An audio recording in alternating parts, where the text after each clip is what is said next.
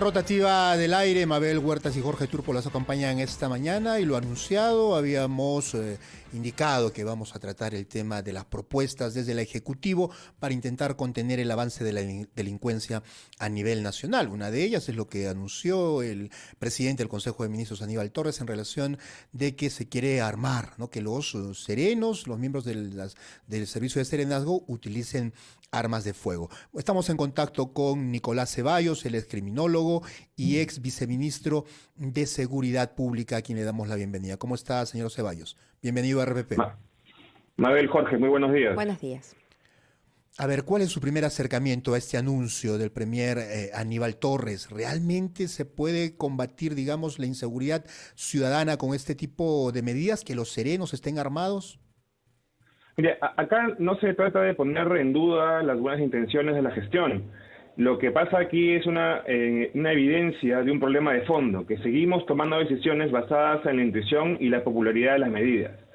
Si algo nos ha enseñado la pandemia es lo importante que es tomar decisiones basadas en ciencia, basadas en investigación, basadas en datos importantes. De hecho, uno de sus principales voceros, el doctor Aníbal Huerta, nos recuerda día a día lo importante que es la investigación para poder tomar decisiones en temas tan sensibles. No podemos seguir atendiendo uno de los problemas más sentidos por los ciudadanos sin planificación y sin evidencias.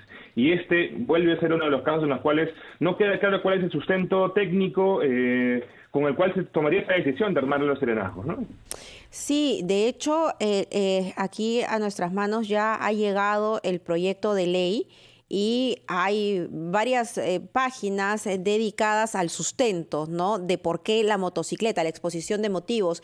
Se habla de, efectivamente, cifras del INEI sobre el aumento de la inseguridad respecto a la victimización, víctimas según tipos de hechos delictivos, dónde ocurren estos robos, pero no se habla nada de las motocicletas, es decir, ¿cuál es la data necesaria que se debería tener para poder justificar el hecho de que las personas que se transportan, que se movilizan en moto, deben sufrir este tipo de restricciones? Sí, efectivamente, y como también han reaccionado ya los propios motociclistas y los gremios de motociclistas, hay una preocupación seria, porque para muchos de ellos es un medio de trabajo, es un medio de empleo. No hay un dato claro sobre cuántos robos son cometidos en motociclistas, en motos, por dos personas y con uso de armas de fuego. Entonces, mientras no sepamos eso con precisión, no sabemos objetivamente qué tan importante en términos cuantitativos es esa modalidad de robo y cuánto representa el global de robos. ¿Por qué? Porque muy probablemente la medida sea muy eficiente para reducir la cantidad de robos en esa modalidad. Pero todos los demás, a la gente finalmente lo que le preocupa no es que le roben solamente en motos, sino que le roben en general, y es a donde deberían atender los problemas y las políticas de seguridad en este caso, ¿no? Ahora, si se llega, digamos, y continúa esta propuesta de que los miembros del Serenazgo utilicen armas, que es otra de las propuestas, además de las motocicletas, ¿qué podría ocurrir? ¿Usted tiene ejemplo de algún otro país de que además de las Fuerzas Armadas y policiales, otros miembros de seguridad utilicen, digamos, armas de fuego? Lo curioso es que si uno mira la experiencia comparada, a nivel internacional hay una tendencia para más bien reducir la presencia de armas en las fuerzas policiales en las calles. Y de hecho, quienes son responsables de estar cerca de la seguridad ciudadana en otros países, hay un debate sobre si es pertinente que tengan o no tengan armas en función de los riesgos que implica tener un arma a disposición. Porque puede ser de repente utilizada en un mal momento, porque puede ser arrebatada por algún delincuente, porque puede ser no necesaria para mediar en un conflicto vecinal o un conflicto local. Si miramos eso en contraste con la función que tiene el serenazgo, se hace aún más evidente que no es una buena idea. El serenazgo se creó con la lógica de dar soporte y apoyo a las labores de seguridad a nivel local. Las funciones que tiene, de hecho, la normativa que se ha aprobado recién hace pocos meses, habla de que sus labores están enfocadas a acciones de vigilancia pública, en participar en acciones preventivas y disuasivas, y en colaborar siempre en estrecho con la Policía Nacional del Perú. Entonces, a un cuerpo que tiene la función de dar asistencia y acompañamiento preventivo, colaborativo y comunicacional con la policía, darle armas es poner en peligro a los ciudadanos y también al propio serenazgo en este escenario, ¿no? Hay tres medidas. Una ya tomada, ¿no? Como es el estado de emergencia en Lima y Callao, con el apoyo de las Fuerzas Armadas. La otra es este proyecto de ley que restringe el transporte en motocicleta. Y la tercera es esta, también propuesta por el Ejecutivo, entonces, de armar a los serenos. Si queremos en realidad combatir la inseguridad ciudadana, ¿sobre qué en realidad deberíamos estar hablando? A ver, si vamos a prioridades, hay una prioridad que es más que sentida de parte de los ciudadanos, que es el robo y el hurto en la vía pública.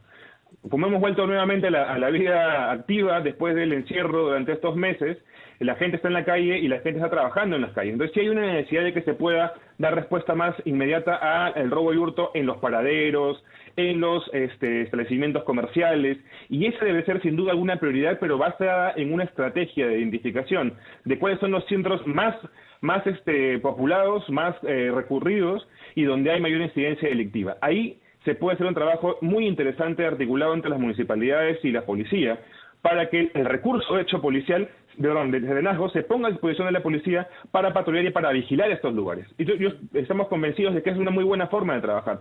Y eso no requiere de las Fuerzas Armadas que sigan dedicándose a su labor, que lo hacen muy bien, pero que honestamente en esos temas, y ustedes que están más al pendiente de las noticias, no hemos visto presencia mayor de las Fuerzas Armadas en este momento, en esta declaratoria de emergencia. Entonces no sabemos qué resultados está teniendo esa intervención. Esto para acciones inmediatas, ¿no?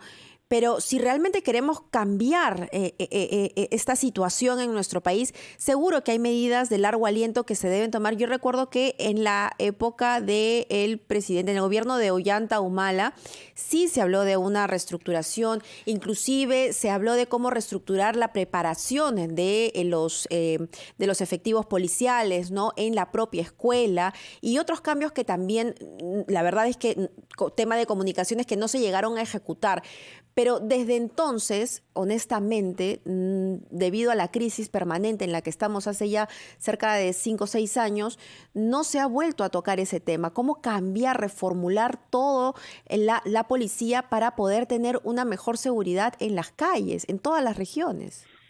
Hay muchas discusiones de fondo y muchas discusiones de política pública que no se están tomando en serio, tal vez, porque no son populares ni comunicacionales ni muy atractivas. Hay un debate que bien tú aludes, Mabel, que es el de la reforma policial. Durante el gobierno de transición se trabajó una propuesta con la propia policía y muchas asociaciones civiles de derechos humanos inclusive, para trabajar una reforma de la Policía Nacional del Perú. Es un documento que está a disposición del Ministerio del Interior hace buen tiempo, publicado por Decreto Supremo, y que marca la ruta en el cual la propia policía dice cuál es la ruta que se debe seguir para la reforma. Hay también trabajos que se han elaborado previamente que hablan del perfil policial, y es un debate doctrinario policial también importante. Lamentablemente son temas de fondo que, como parece, no generan demasiada visibilidad ni demasiado interés público, no se están tomando tan en serio como se requiere.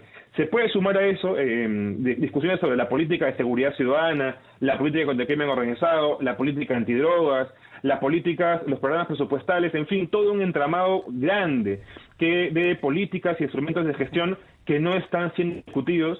Y permíteme cerrar con una idea, principalmente porque hay demasiados cambios en la gestión. Con ese nivel de cambios es imposible pensar y repensar los instrumentos de gestión que requerimos para medidas sostenidas, ¿no?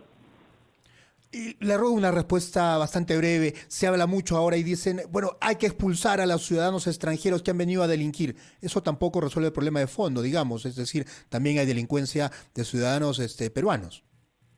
Para empezar, sí. Segundo, durante el gobierno de Vizcarra hubo una campaña muy intensa de expulsión de ciudadanos venezolanos y los resultados que vemos no son positivos. Finalmente, inclusive en el supuesto que pensemos que los venezolanos tienen la responsabilidad de la delincuencia, ya se han tomado esas medidas y no han funcionado. Y lo que está también demostrado es que efectivamente algunos ciudadanos cometen delitos, pero muchos más son los peruanos que cometen delitos y hay que preocuparse por la delincuencia en general, ¿no? Muchísimas gracias a Nicolás Ceballos, criminólogo y ex viceministro de Seguridad Pública, por ayudarnos a analizar estas medidas que se están tomando, se pretenden tomar desde el Ejecutivo. Muchas gracias nuevamente. Son las 7:29. Escuchamos los titulares y volvemos.